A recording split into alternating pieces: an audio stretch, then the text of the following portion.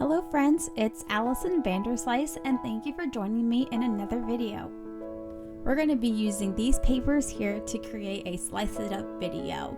The bigger ones in the back are 12 by 12 and the shimmer ones are 6 by 6.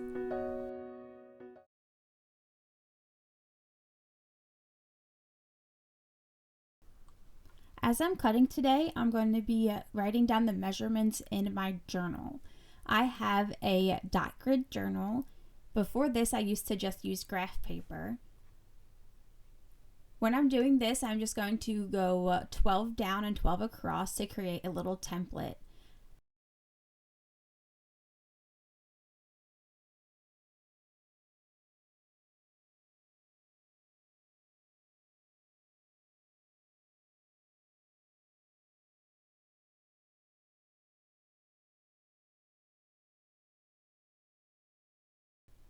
I'm just showing you that I kept these pattern papers stacked. So this is 2 pattern papers on top of each other. This first cut we're going to make at 4 inches. I'm going to make another one at 4 inches as well. And then we'll cut this next one into 2-inch strips.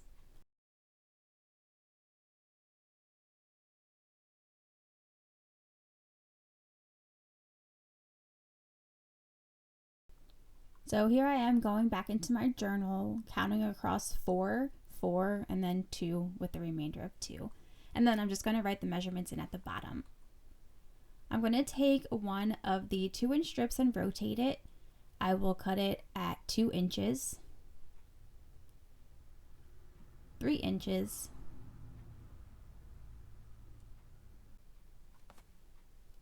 5 1/4 inches, and then the remainder will be 1 3/4 of an inch.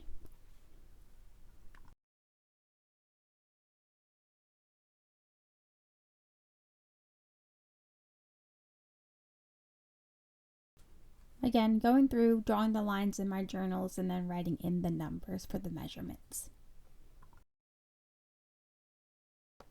And remember, these are stacked on top of each other, so we're actually making double the amount of pieces. With this next 2-inch strip, we're going to cut 4 inches. So 3 sets of 4 inches.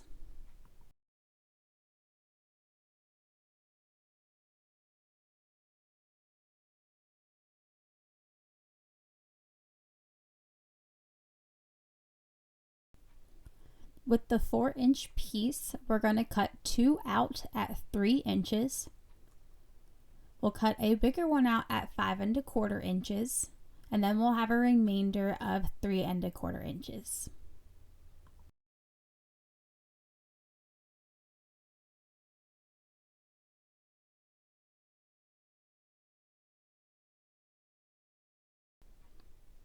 And again, adding that into my journal. I'm using the Sharpie gel pens. The border is the 0.7, and for the inside, I'm using the 0.38.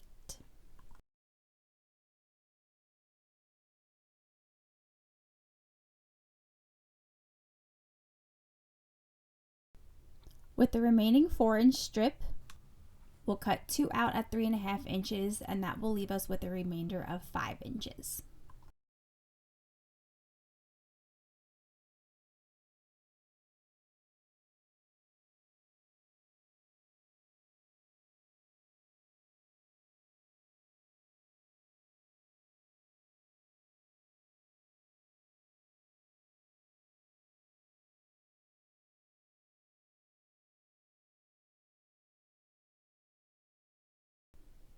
Now I'm coming in with just the cardstock that I think matched.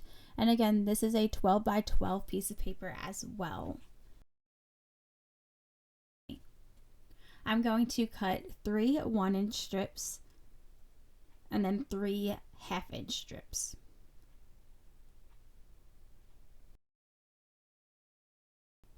When I'm doing the smaller cuts, I usually base it off of the right side measurements to the blade.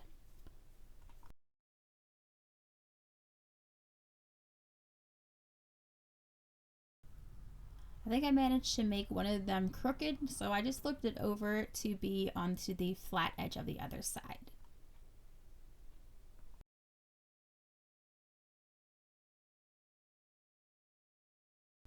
I'm going to take out a lighter blue color and do the same thing. 3 of the 1-inch strips and then 3 of the 1/2-inch strips.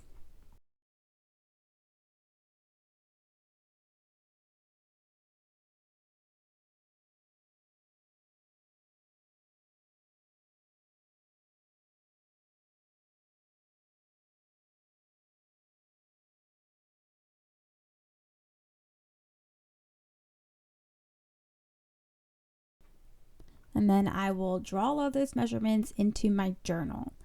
What my plan is to do with these is I have a banner punch now from Stampin' Up, and I plan on just creating some banners with these strips.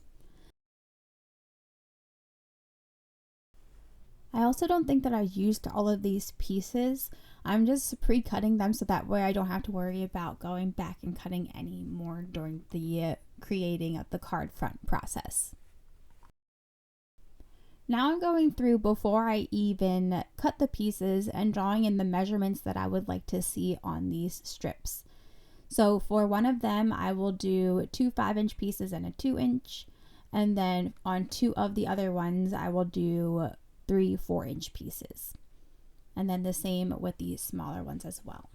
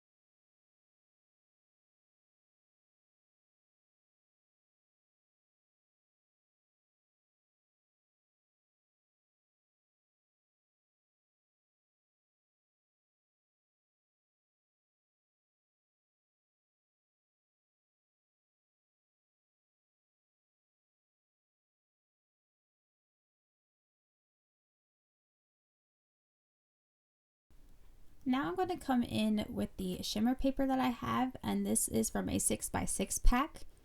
So along the 6-inch edge, I am going to cut out 3 3¼ inch strips. I'll then do that again with another shade. This one is a silver shimmer paper. And again, they will be 3 3¼ inch strips.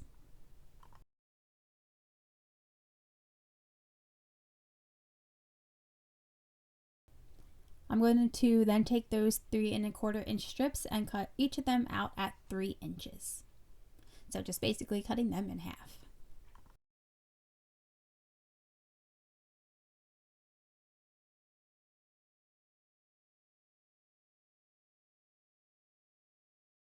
I'm just going to draw that last little one into my journal so I don't forget. Now, in hindsight, I don't know if I would have actually trimmed them down to these sizes. I think next time, instead of cutting them from those strips into like the 4-inch or the 3-inch, I'm going to leave them as the longer strips and then cut the banner edges. I found that some of the pieces it was hard to get into because they were a little bit too short. And you'll see that towards the end when I start using the punches. Now I'm just going through and picking pieces that I think I would like for the layout. This is just the fun part. You're just laying things down, seeing what works, what doesn't work, and then you add some touches with the banner punches. during this process, I'm just going to go ahead and put on some music, and I'll let you watch and hopefully enjoy the creation process.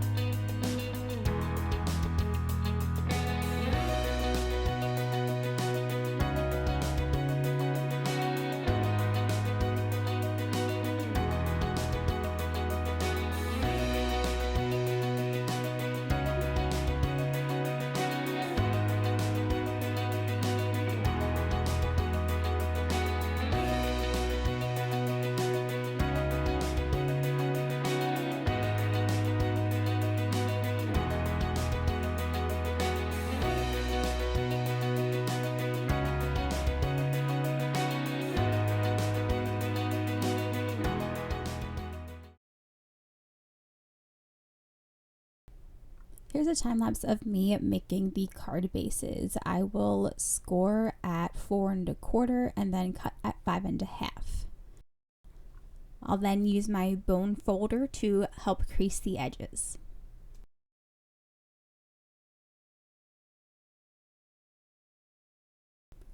Now previously I had been making card fronts all on one piece. So that way I just put all the little pieces onto one piece and then I can adhere it to the card base. These ones I knew I was going to have some pieces overlapping and hanging over, and I just wanted to adhere it all to the card front. So that's what I'm going to be doing. I will take my pieces, lay them out how I think I want them, and then adhere it to that card front. I'm going to go ahead and add some more music during this process. Enjoy!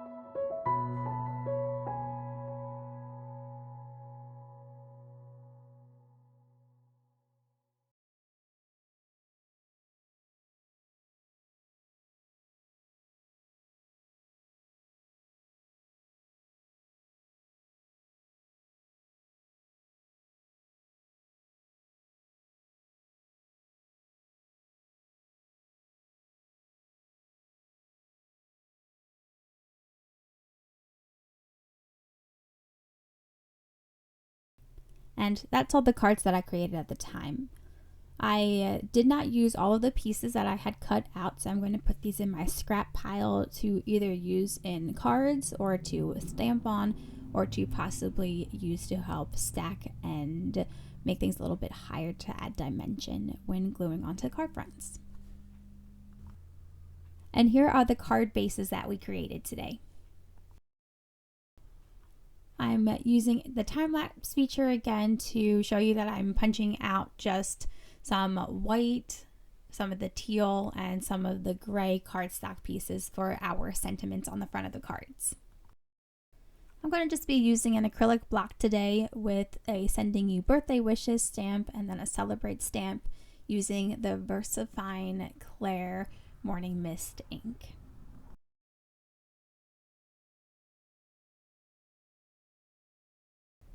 Now we're going to go through and add the sentiments to our card fronts. For this one, I'm just going to use liquid glue and adhere it down.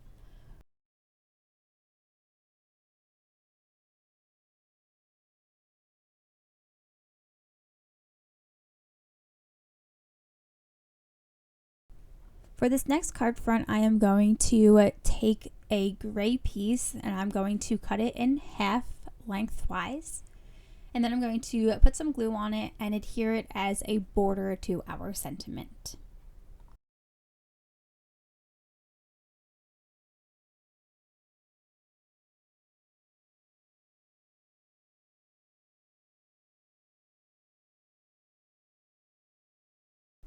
The nice thing about using liquid glue instead of tape runner or tear tape is that you have a little bit of wiggle room when you put it down. I'm going to put more liquid glue all the way on the back of it and then adhere it to the card front.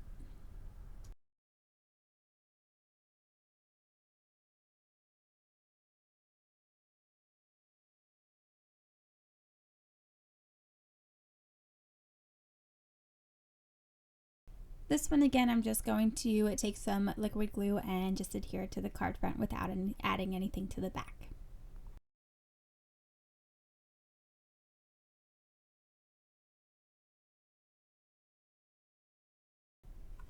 Now I'm going to layer one of the teal pieces behind it and just push it around to see if I want it on one side or both sides. This time I'm going to cut it vertically and then I would put it on either side of the celebrate sentiment stamped. I'm then going to, of course, adhere to the card front when it's finished.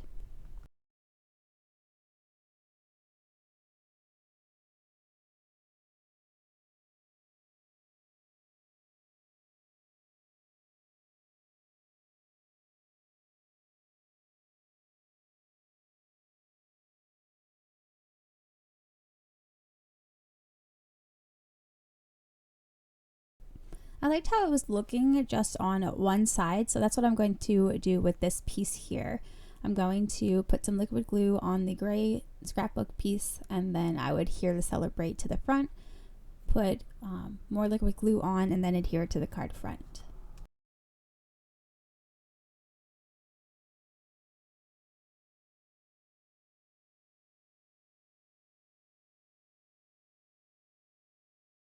For this one, I'm going to cut the teal piece lengthwise again, and then I will put the liquid glue on it and then adhere the sending you a birthday wishes sentiment to the teal pieces.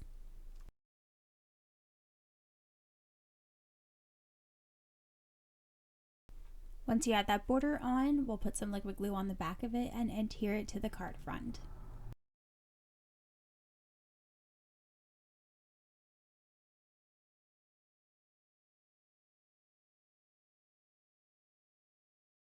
For this one, again, just putting liquid glue straight on the back and adhering it to the card front.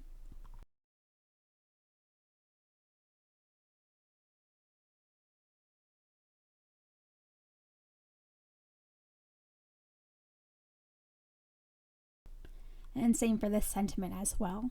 Now some of them I added borders because I thought it needed just a little bit more to pop off the card, especially if I was going to overlap the white of the card base.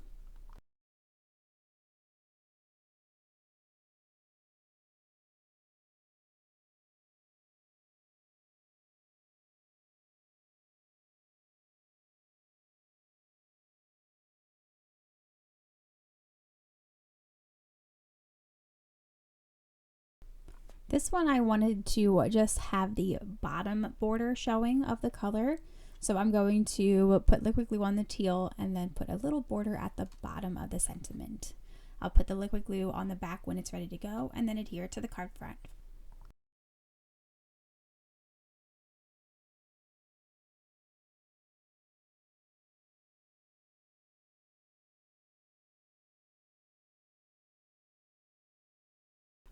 I'm cutting one of the teal pieces vertically, and then I will adhere the celebrate sentiment onto it so that way there's a border on the left and the right side of it.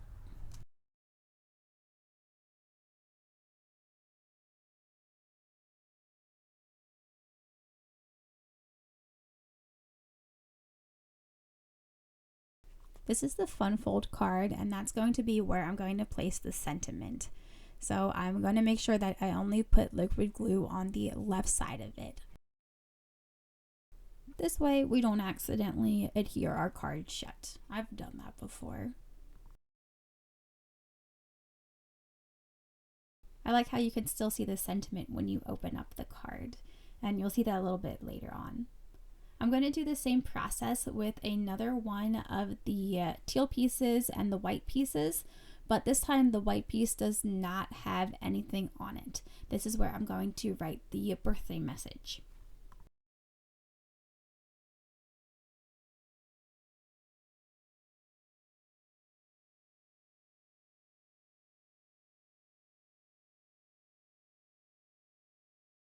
To adhere this piece, I do want to use tape runner because I want to make sure that it doesn't move once I adhere it down, because I don't want it to be shown when we close the card.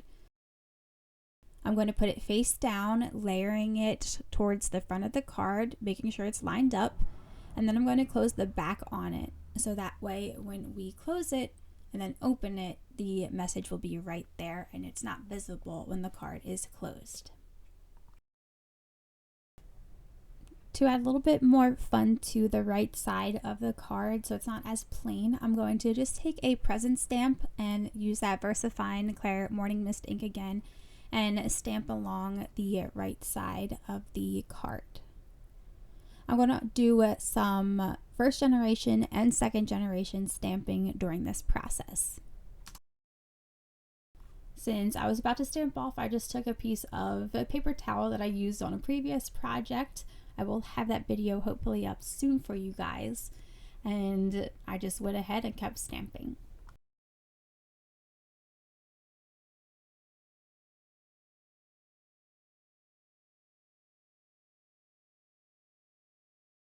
And now you can see how the card opens and closes.